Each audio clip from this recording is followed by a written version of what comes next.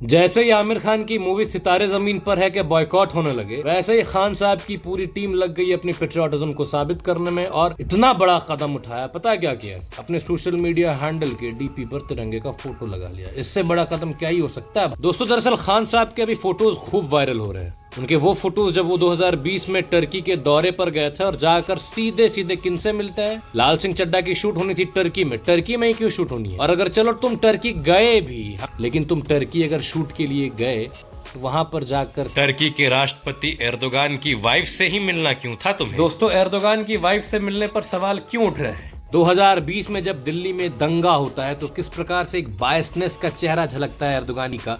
वो एक selective propaganda चला अपने सोशल मीडिया साइट्स पर। वो पोस्ट करता है कि भारत मुस्लिमों का मसकैर कर रहा है, स्लॉटर कर रहा है, मुस्लिमों का नरसंहार कर रहा है। ये तुर्की का राष्ट्राध्यक्ष ट्वीट कर रहा है। ये क्या मतलब है उसको भारत से?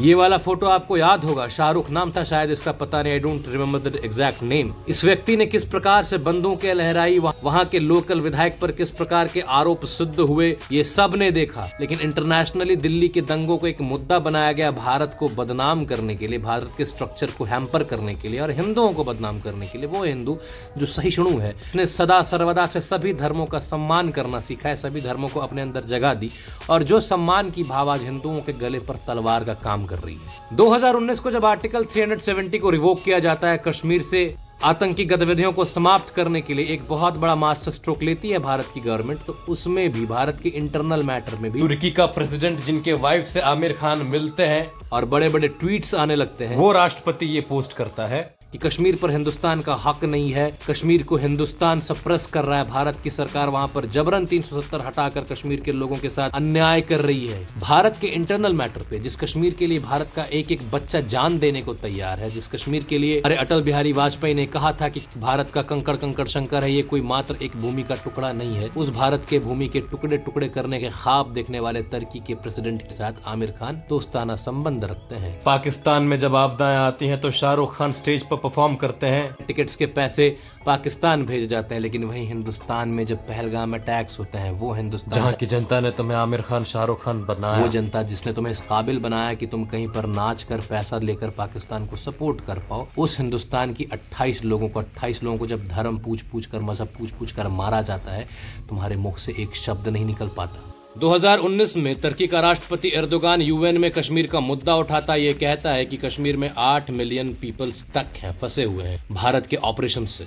जो कश्मीर भारत का अभिन्न अंग है, जिस पीओके को भारत अपना अभिन्न अंग आज तक मानता आया है, उस कश्मीर पर तुर्की कहता है कि कश्मीर के दो नेबर भारत और पाकिस्तान दोनों के साथ मिलकर बात करना चाहिए, हम कश्मीर के नेबर। और उस व्यक्ति की वाइफ से आमिर खान मिलता है, पूरी दुनिया को क्या संदेश देता है? मैं श्योर हूँ कि ये जो 28 लोगों को मारा गया है ना कश्मीर में पहलगाम में, इन 28 में से कम 25 तो तुम्हारे डायहार्ड फैंस होंगे, क्योंकि भारत की जनता जो सिनेमा दिखती वो चूतिया है ही। आंख में दिख रहा है कि सामने वाला व्यक्ति मेरी परवाह नहीं करता, लेकिन फिर भी स्टारडम है, हमारे पिक्चर का हीरो है।